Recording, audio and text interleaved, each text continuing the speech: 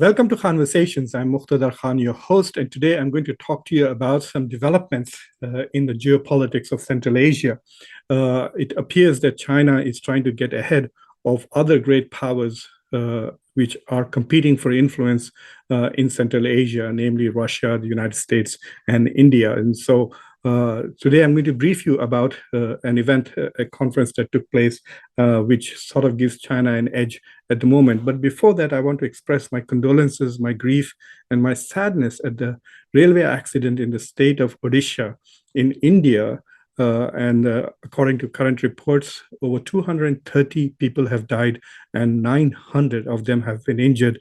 It is a sad, sad event. I hope that there will be a systematic inquiry as to why such accidents, especially railway accidents, happen and why this happened. And I hope there will be some accountability. Before I turn to Central Asia again, for those of you who have come to Khanversations for the first time, please subscribe to Khanversation, ring the bell icon, like the video, and remember to share it with your friends and your social network. So while the world was kind of glued to the G7 meeting in Hiroshima, where also the Quad meeting of India, US, Japan, and Australia, the Indo-Pacific strategy of the United States, which is now kind of institutionalized in the Quad, were having their meetings in Hiroshima. China was hosting a meeting, a Central Asia plus China summit in Xi'an city of China. That city is very deeply connected to the Islamic world. The Silk Road apparently started from this city. So the Chinese Premier Xi Jinping met with the leaders from the five stands of Central Asia and proposed an economic and security package, which clearly appears very attractive. But before we talk about that, I want to remind you about an article I wrote in 2019. And I argued that one of the holes in US grand strategy, in US foreign policy, was Central Asia. And at that time in 2019, this is before Russia invaded Ukraine and basically dealt a very serious blow to its own capabilities, its economy, and its stature in the world. Russia was one of the dominant players in Central Asia. So I argued in that article that the Chinese were also competing for influence, and Russia, recognizing the sheer power of Chinese dollars, essentially was willing to share some kind of leadership position in Central Asia with China. And the division seemed that China would handle economic integration, economic development, trade, and investments in Central Asia, while Russia would basically manage the portfolio of security. It will be Russia which will provide security to the countries, both internal and external security.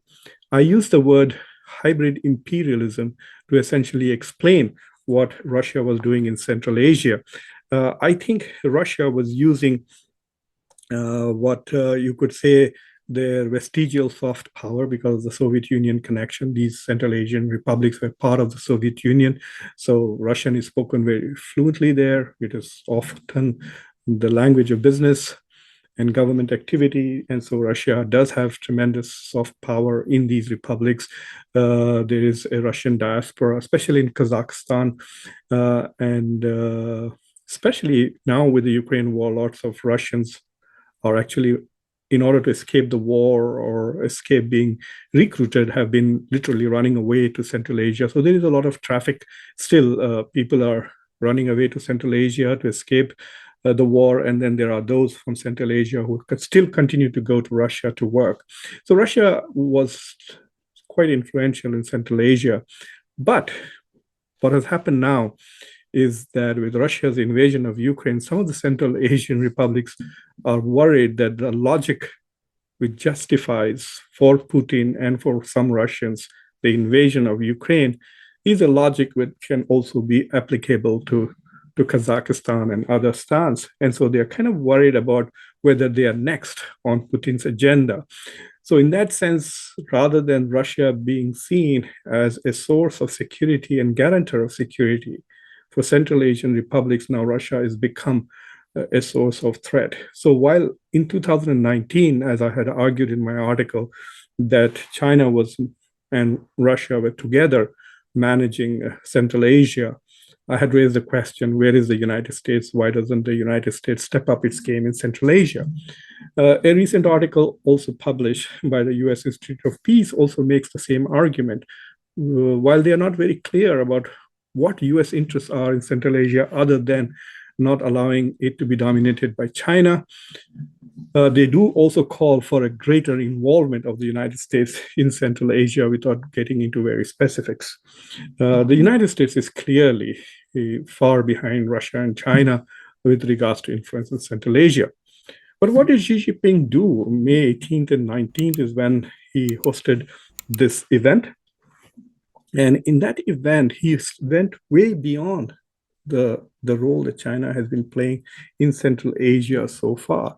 So what Xi Jinping has done is he's thrown a lot of dollars at Central Asia. He says he's going to invest $3.8 billion in building infrastructure and investment, provide other kinds of investments and incentives to Central Asian republics. But he has also promised that he is going to provide security, help protect the sovereignty and territorial integrity of these countries and also protect them from domestic rebellions and color revolutions. So one of the things that these semi-authoritarian regimes of Central Asia fear, some of them are really very authoritarian, they fear is domestic upheavals and demands for regime change or more democracy, as we witnessed in Kazakhstan recently. But China is now offering direct assistance, security assistance on these issues. So basically what China is doing is recognizing that Russia is busy in Ukraine. And whenever the war ends, one thing is for sure, Russia is going to be very diminished in capabilities and capacity to act internationally. And so China now is stepping up and trying to take over the role of both the provider of economic resources for development and also provider of security guarantees. So this Central Asia plus China summit that took place and will be again, the next one is scheduled for 2025, I think continues to show that China is still expanding in the region, has the resources to do so. And through its Belt and Road Initiative, it is also promising the Central Asians something that they desperately need. These are all landlocked countries. They lack connectivity.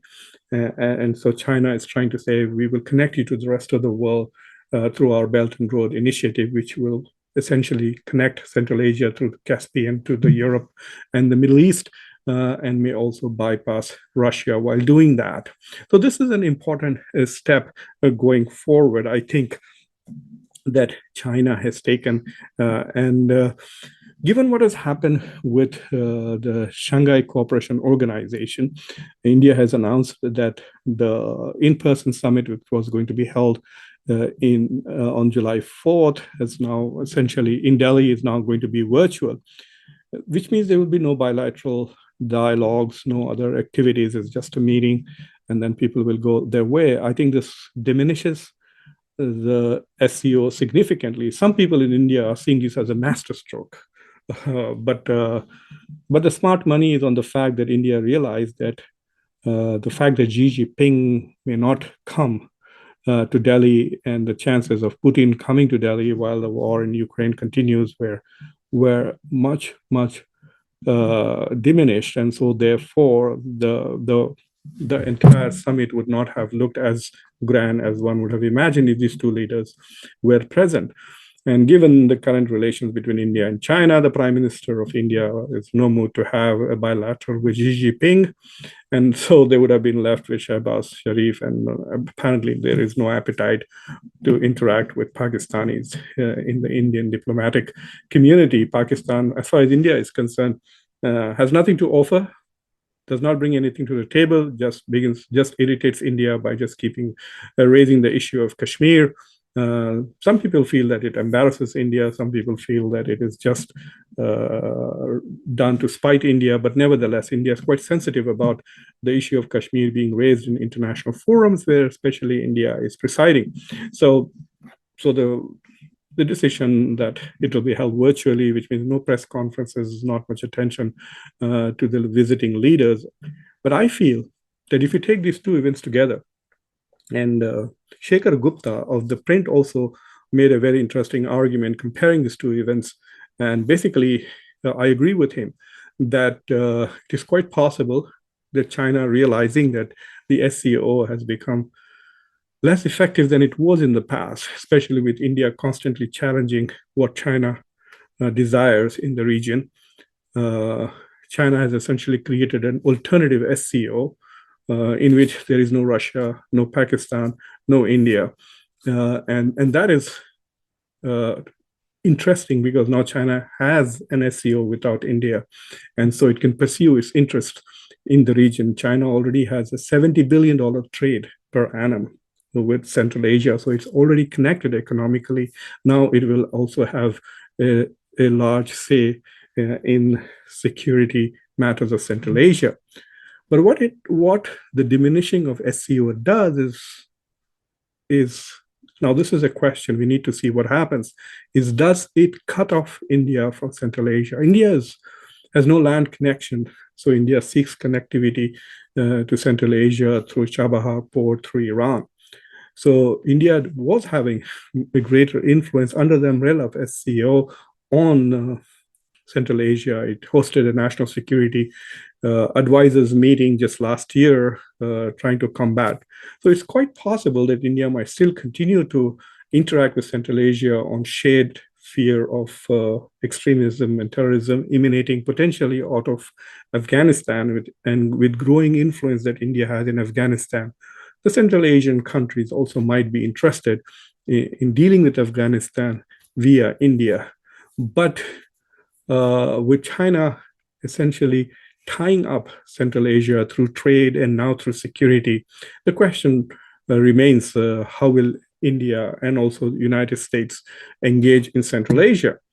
I think one of the issues that perhaps India can push through the Quad itself is to say that while we are looking at the maritime issues through the Indo-Pacific, let's not forget the land issues in the north. So while we're looking at the oceans, let's also look at the land, and perhaps there can be an initiative in Central Asia, in the Quad, where both the US and India pool together resources and their connections in Central Asia and try to combat or compete with China's growing influence in Central Asia, and also try to bring in the Central Asian republics out of the growing influence of China.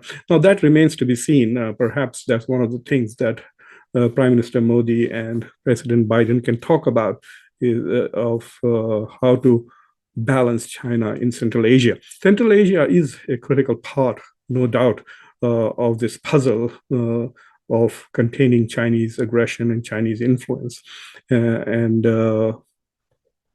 But the problem is that the way India was trying to deal with Central Asia was through Iran.